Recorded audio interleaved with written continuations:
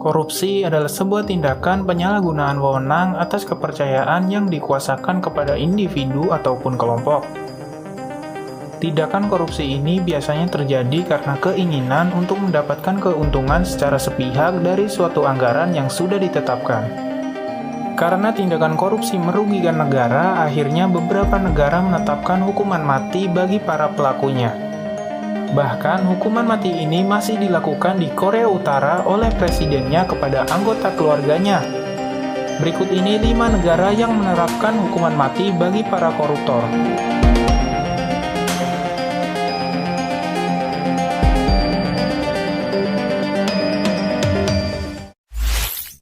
1. Singapura.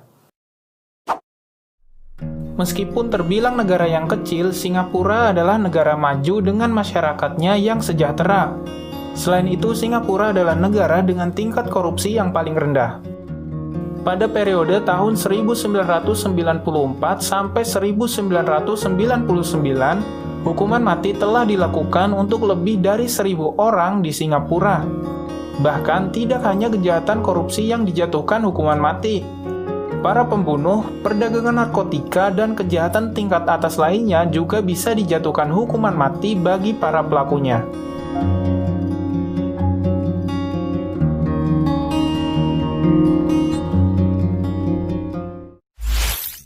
2. Korea Utara.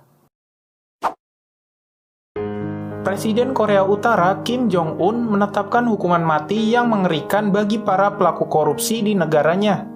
Bahkan Kim Jong-un secara tegas berani mengeksekusi pamannya, Jang Song-taek, yang terbukti melakukan tindakan korupsi. Setelah dijatuhi hukuman mati, Song dilemparkan ke dalam kandang berisi 120 anjing gembala Jerman yang sengaja tidak diberi makan selama 5 hari. Ketika anjing tersebut merobek jenazah pamannya, para pejabat lainnya dipaksa untuk terus menyaksikan hukuman sadis tersebut, agar mereka tidak berani melakukan kejahatan korupsi di Korea Utara. 3. Cina. Cina bisa dibilang sebagian besar negara yang melakukan hukuman mati bagi para pejabat yang terbukti melakukan tindakan korupsi. Bagi siapapun yang korupsi lebih dari 19.000 US dollar atau setara dengan 267 juta rupiah bisa dijatuhkan hukuman mati. Pada tahun 2013, pemerintah Cina menjatuhkan hukuman mati pada Menteri Kereta Api Cina, Liu Zijun, karena terbukti korupsi sebesar 13 juta US dollar atau setara dengan 182 miliar rupiah.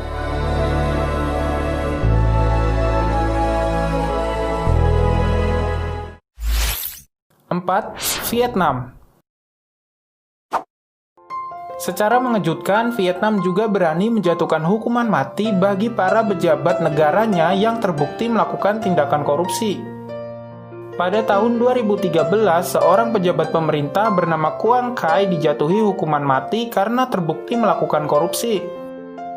Menurut hukum Vietnam, orang yang korupsi lebih dari 28.300 US dollar atau setara dengan 398 juta rupiah akan terancam dengan hukuman mati.